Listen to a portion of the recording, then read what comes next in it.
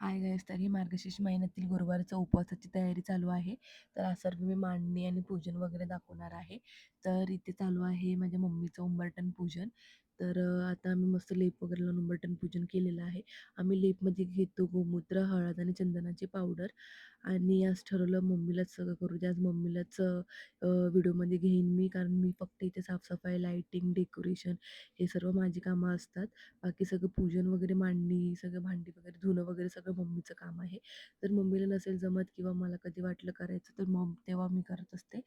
आणि आमचे दोघीच आम्ही घरामध्ये उपवास करतो हे गुरुवारचे मार्गशीर्ष महिन्यातील. आणि खूप छान वाटतं, प्रसन्न आणि एकदम वातावरण खूप छान असतं घरामध्ये आणि खूप मस्त वाटतं. आणि ही आहे आमची रांगोळी.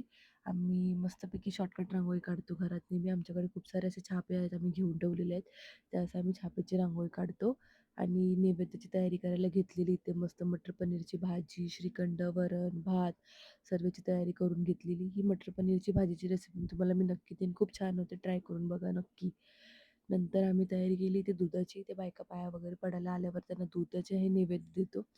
आहे एव्हरेस्टचा हा मसाला, मिल्क पावडर अशी मिळते ही. ती दुधामध्ये टाकायची. ही 3 लिटर दुधामध्ये टाकलेली आहे 1 डब्बा.